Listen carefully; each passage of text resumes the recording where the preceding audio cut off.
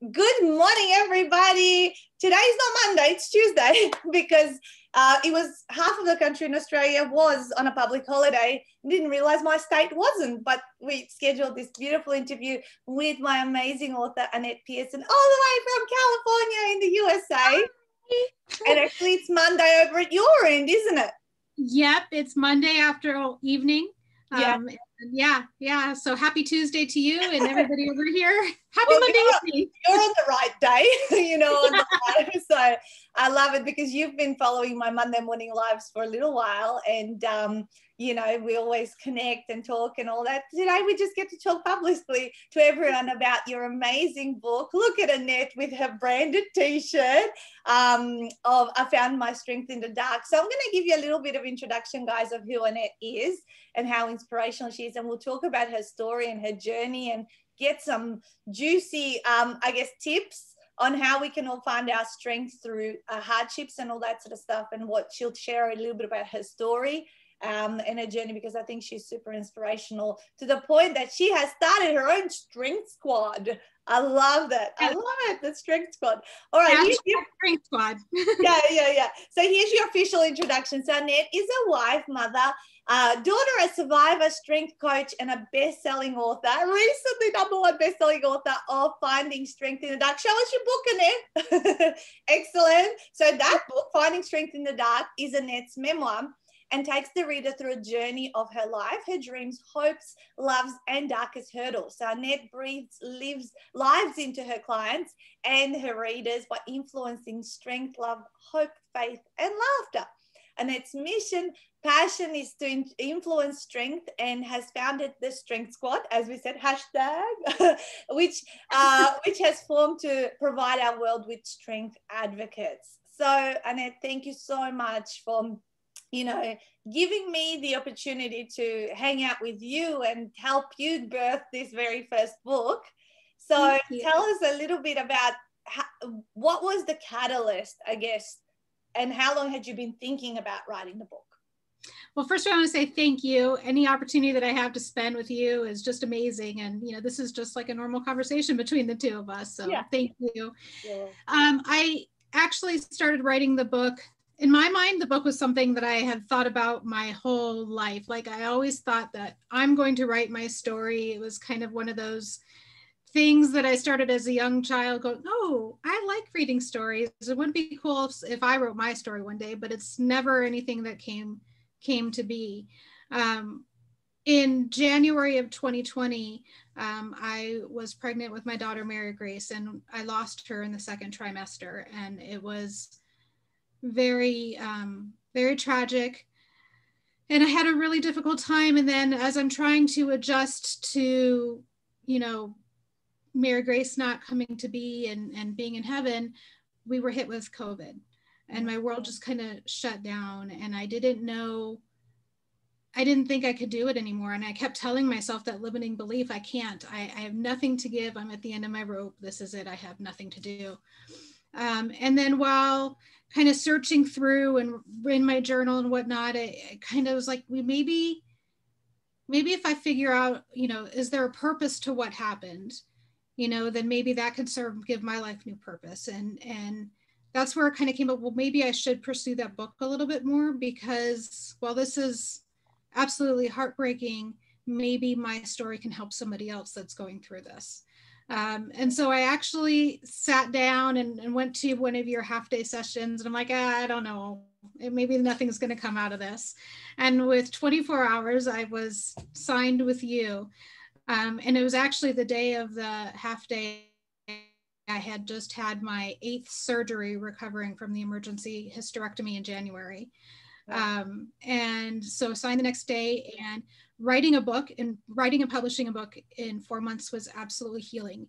And the journey came because as I was telling my story, I was looking back through my life going, how did I survive being homeless? I did it. How did I survive being in an abusive relationship? I did it. And all the other children that I had lost before to miscarriage. And so it was actually healing to step back and say, I'm telling myself I can't, but I already have.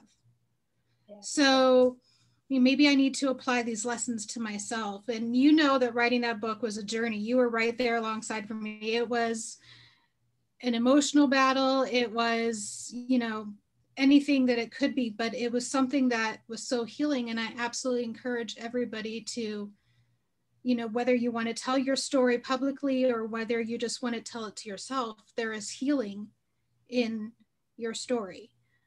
So that's how it came to be. And I wrote and published this book in 4 months because the juices just flew out of me as I was continuing on this healing journey. And, really I had to turn that limiting belief of I can't, I have nothing left to give.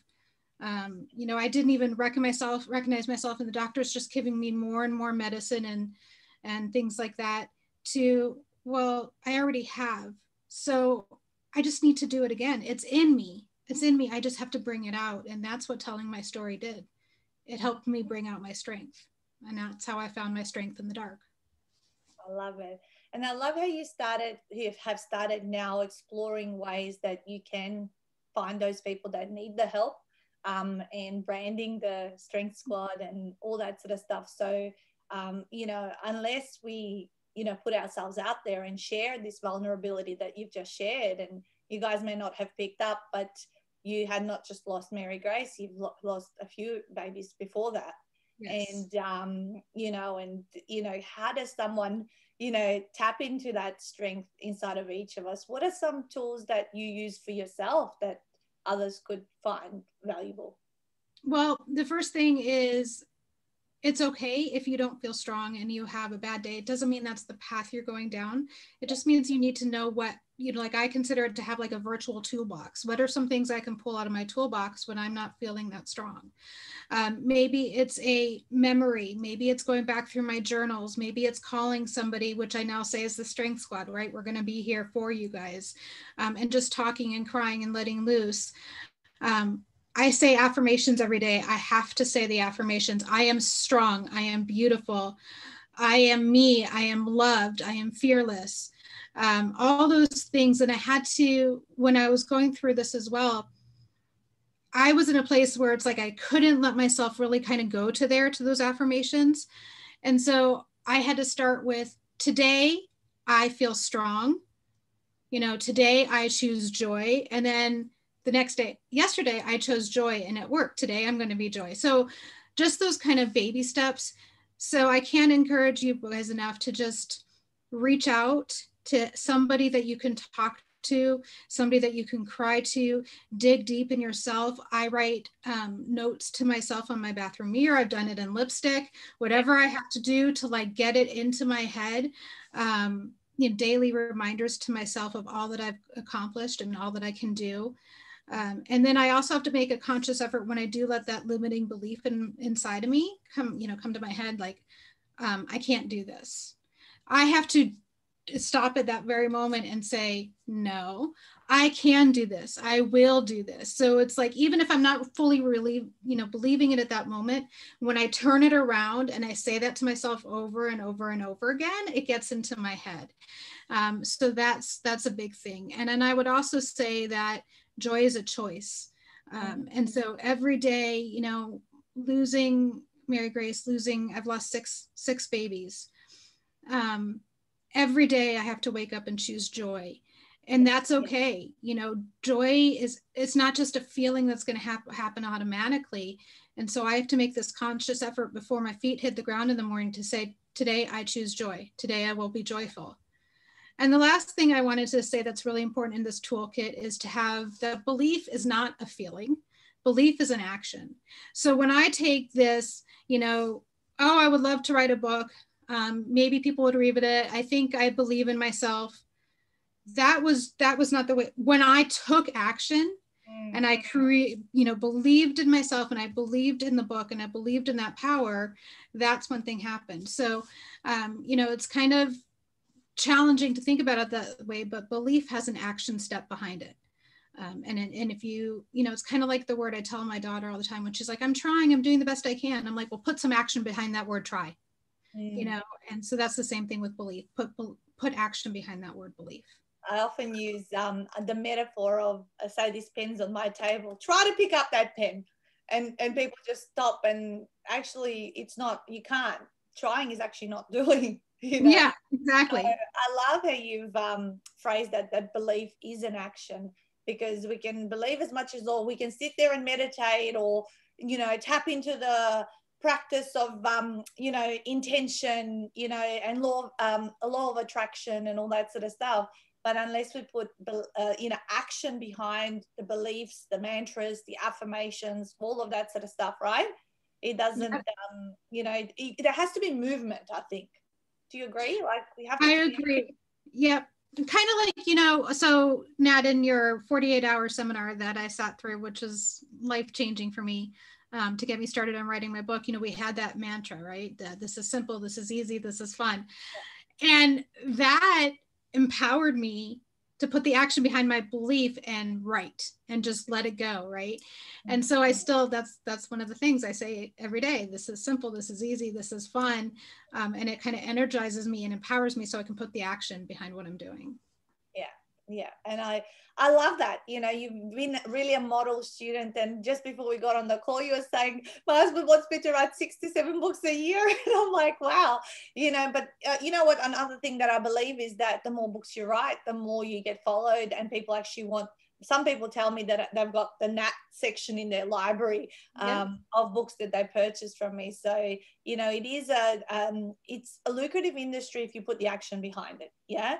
It's Absolutely. not if you just write a book and you actually let it kind of sit there and think this is going to be the magic bullet, like I'm going to be famous just because I've brought this book out. You got to put, you know, some certain steps, and your journey with us is nowhere near over, because you've got so many masterclasses and things to sit through to continue learning how to get the message of finding strength in the dark out there. And so that's beautiful. There's quite a few people watching, and they're encouraging your faith and belief are principles. I'm just going to read a couple of comments here.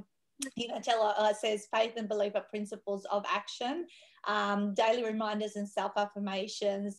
A few people saying thank you so much for sharing. So thank you guys for, you know, keep writing comments and questions. I'm sure we're going to go tap into them and reply back to you guys, because we've got one computer where we can see the comments, and then we're like on Zoom on this computer. So that's wonderful. Well, so tell me now, what is ahead for you? You know, the book came out, January. It was January 13th. Yep. Yes, because that was the anniversary date. Yeah. Yes.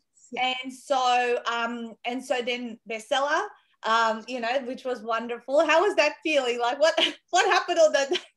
What happened? You know, when I wrote this book, I saw it as, if I could just help one person find their strength in the dark as a result of my story, then everything was worth it. The investment, the time, that's what was my goal is. But now I have helped one person. And so now my goal is, well, help 2 people and have those 2 people help 2 more. And by becoming an Amazon best-selling author, I've been able to touch more lives. Internationally, I'm potentially going to be in a bookstore down in San Diego area. We're working on that. And all these are just lives that I can touch. And that's so important to me. And to just, you know, give it a little spoiler, you know, my next book is going to be about love, and it's going to be called Finding Love in the Dark. Ooh. Because there's, yeah, right? Maybe you heard it here for the first time. So if somebody has an idea other than the shoe, and by the way, this is my shoe that I wore. Yeah. So, you know, a lot of people have said to me, why do you have a shoe on your front cover? And the reason is because about 4 years ago, I had a total knee replacement. And the very next day I had a stroke. And I had to not only be able to learn to walk on this metal knee, but I lost a lot of my cognitive ability. So I had trouble remembering and also speaking and even putting sentences together. And so I had to work with therapists to overcome that and to learn to talk again and to think again. And then in the midst of all that, my body just shut down and I went into septic shock, not from an infection, but because my body was just done. And so I had to, you know, kind of work my way back from that. And so once I'm getting better, my husband and I decided to renew our wedding vows because, you know, literally, we had a second chance at life with me, and I was determined to wear heels down the aisle. And my doctor said to me, "You're never going to wear them again, ever." You see that, you know? I did it, and I got a foot pop at the end of the aisle, so that was good. So that's why that to me is one of the things that I have to keep in my toolbox, right? When I'm not feeling strong, is these shoes to remember I was told I can't, and I did. Yeah. So it's just, a lot of times it's just the mindset. The doctor wasn't telling me I can't because I literally couldn't. He just didn't think that I would have the mindset to be able to do something like that again. Yeah. But, here I am wearing those shoes, and I'm, pushing 250-pound tanks and, boxing and all those kinds of things. So we can do anything that we set our strength out and our belief out to do. Yeah. So. Wow. Amazing. So there's a lot more, like you've been in a lot of dark places, not just around, your children and babies, and, but your own health, and coming from that. So you'd have so many tools that people can learn by being like just in your presence, with like-minded people, because I know you have a community. So how does it feel when someone says, you've changed my life, or you've, your book really resonated with me, obviously you had some feedback. How does that feel? I have to pause for a minute because it just moves my heart to know that I've had that sort of impact on somebody. There was somebody that responded back to me and said that they were at the lowest of the lowest places and they read my book. And it just lifted them up. And so I have to really pause and reach for that, just feel that gratitude and bring that gratitude into my heart. But then I respond to them and say, I didn't help you find your strength in the dark. You helped yourself find your strength in the dark. So, I think that's really something that they have to realize is, by reaching for my book, they were reaching for it because they needed some help. They needed some inspiration. They needed something. And they took the steps to read my book saying, what is the, let's see what this one is about. And because of that, they brought it into their heart, their soul. They, really took it in, and that's what helped them. I just was the one that wrote the book. They did the work. Yeah, exactly. No one can do it for you. You are the one that has to make the choice, take the action, reading is an action. If you want help, start reading. What are you struggling with? I'm sure there's tons of books on Amazon.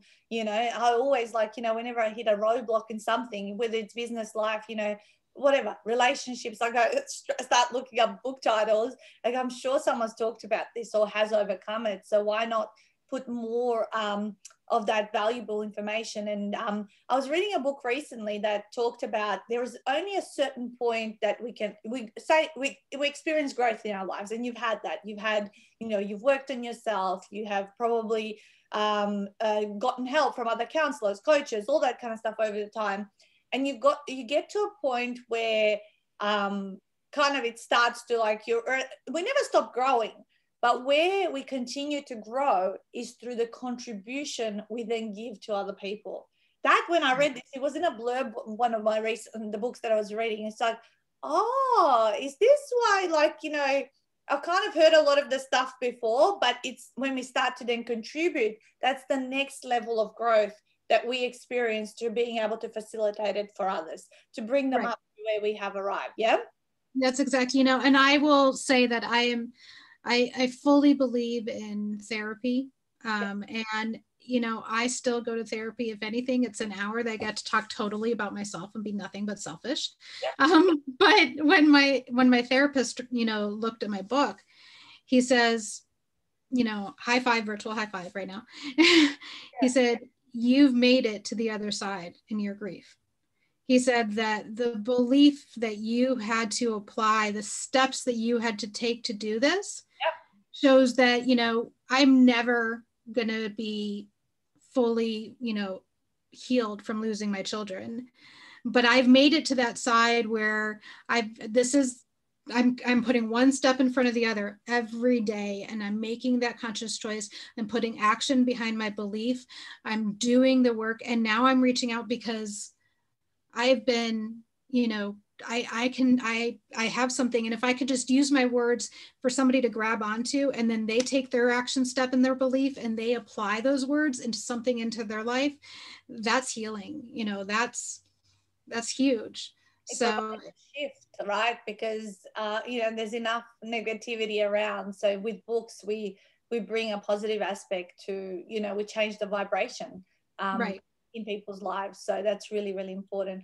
I love it. I love how you explain things. You have a really nice way of, you know, speaking. Your communication is so clear. So, you know, I can't wait to see where you're like 12 months from now, and what are the kind of things that you're doing, because it's just really, really easy to listen to, and sharing your stories is the way you help people. And don't Right. ever stop sharing and writing, because it'll continue to heal. And that's where we find some of our authors, you know, they may arrive to us with a memoir like yourself, but you're already starting to now go, well, the book alone is not just going to help people. I need to get out there, do some interviews like today. Who knows Yeah. who listened to today's interview and has heard your story and go, oh my God, you know, or something made sense. Like, you know, the belief is an action, you know, kind of, that could be the thing that someone, oh, that's what I haven't been applying. Off they go, or they might get your book and read further and all that kind of stuff. So your message needs to go beyond your book. And that's what you're also starting to realize, you know, you can't be the best kept secret and help contribute and change people's lives, right? Right. And we've got to spread the word. And that's exactly, you know, I've been asked several times, like, how can you go forward with all of this? Isn't it bring up back memories? And I have to go forward, because there are lives that need to be touched. There are people that are, especially with everything that's gone on the last year now, people are struggling to just keep going, to find the strength to get out of bed. And so, you know, my passion, my movement right now is saying we can do this. You know, there's two other things that I like to keep in my toolkit. The first one is an analogy about the ocean. And I always kind of wonder, why am I so drawn to the ocean? Like, I feel my soul is connected to it. And so while sitting there, I went to the beach one day because I needed to get over kind of, you know, a writer's block moment in the book. And it occurred to me, oh my goodness, I'm so drawn to the ocean because it's not strong all the time. And here at that moment in time, I was putting a lot of pressure on myself. I have to be strong every minute of the day. I'm writing the book on strength. And then I realized, wait a second, if the ocean isn't strong 24/7, right? It ebbs and flows, high tide, low tide. Why am I expected to be strong all the time? And why am I putting that expectation on myself? So that's one is, and I carry a picture of the ocean on me at all times to remind myself of that. Yep. And the other one is, you know, I feel that laughter is my meditation. It is the best medicine for me. And nothing kind of gets my juices going than I'm deep in that moment where I'm just all focused on what's going on me. And I go to YouTube and I search for super silly video. And it comes up with Laurel and Hardy or something like this. And for 30 seconds, I just have a belly aching laugh. And when at the end of that laugh, I feel calm, I can focus, you know, what was going on with me, I'm able to put an action plan together to keep moving forward. So that's another tool is YouTube, super silly videos. Okay, I'm going to try that one. I love it. I do go to YouTube to something I'm stuck with, and I'll put the title or whatever, and I'll find a video that goes less than 10 minutes because I don't want anything super long. And usually that will give me an aha moment, or some sentence will just like really stand out and the penny will drop, and then I'll continue on. But that alternative super silly videos, I'm going to give that one a go, because everyone should be laughing a lot more. And yes, you're absolutely right. Even if people have not gone through some of the trauma that you have experienced, even just COVID was a trauma worldwide for every single person. You know, how do we keep fighting? I'm not giving up, damn you, you just watch me.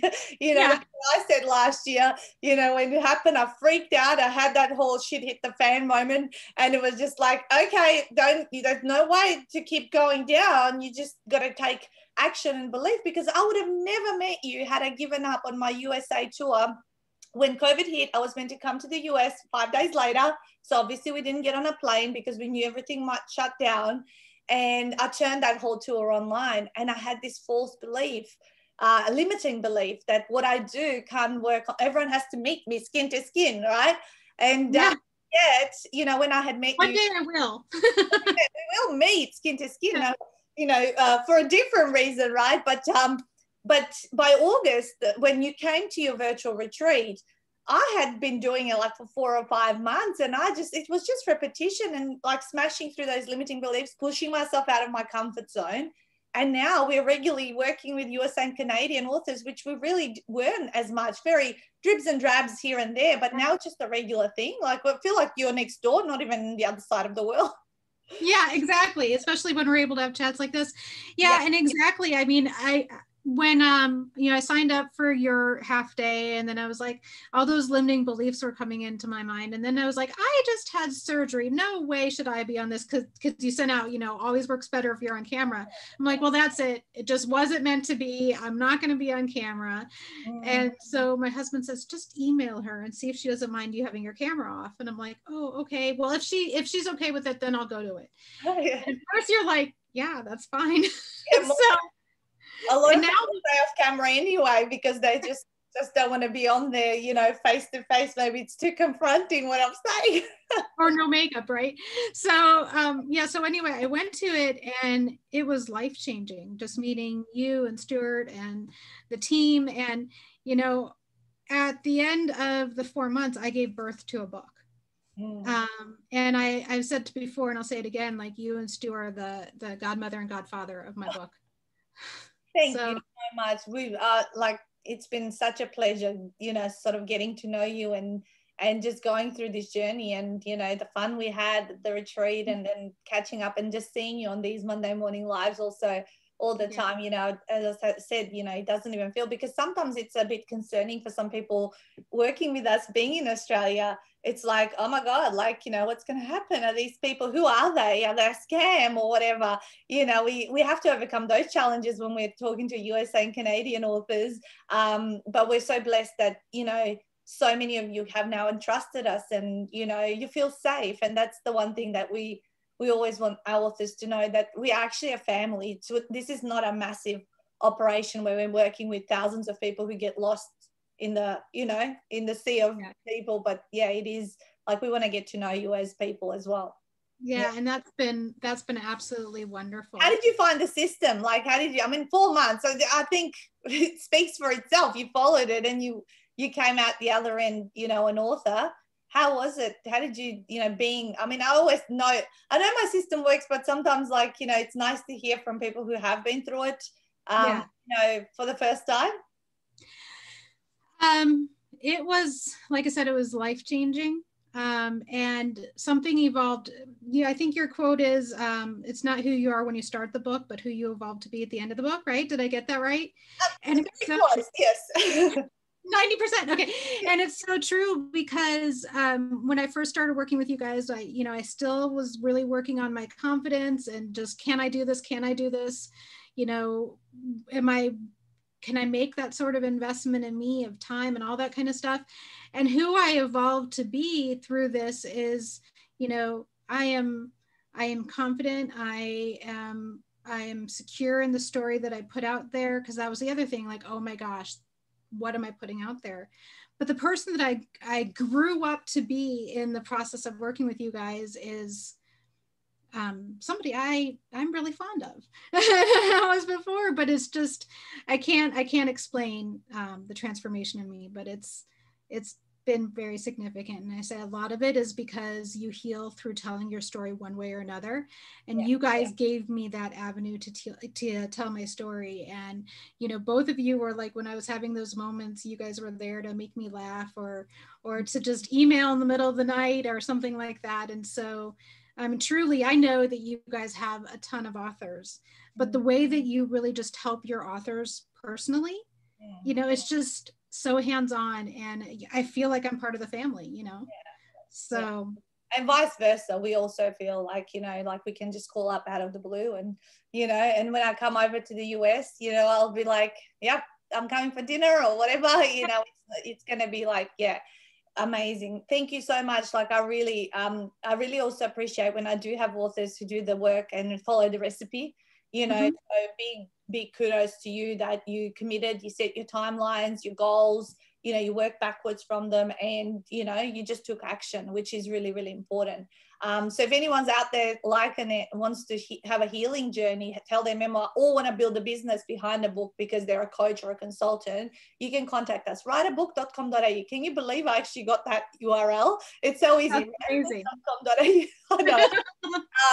But Annette, more importantly, where can people buy your book, Finding Strength in the Dark? They can find it on Amazon under Finding Strength in the Dark by Annette Pearson. And then if you'd like more information, you can email me at information@igotfaithbaby.com. So I Got Faith is really Faith Baby is the name of kind of the company where I do my strength coaching and whatnot. And then Finding Strength in the Dark is a book under that. Beautiful. So, and if you can't find her, just chase me up and I'll connect you. Yeah, information at igotfaithbaby.com or Amazon.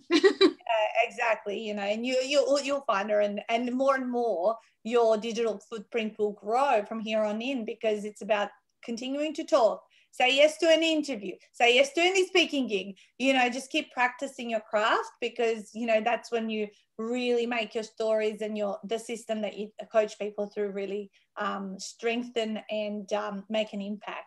Oh, thank you so much. I'm so glad we got to do this. Go ahead, guys, go support it. I can see there was like, there's been so many little comments and 12 shares already of this live. So probably lots more people are watching it. This will be up on YouTube. I'll send it out to my people in my database. So it's not just today in this moment that you know, people are going to hear the wisdom that you've shared today, but I'm going in lots of different places. Thank you for taking the time. Have an amazing week ahead, and I look forward to talking about finding love in the dark, which is going to be the second in the series of these books. By the way, branding tick. Keep going with that. I love it. See you, gorgeous. We'll talk soon. Okay, bye-bye.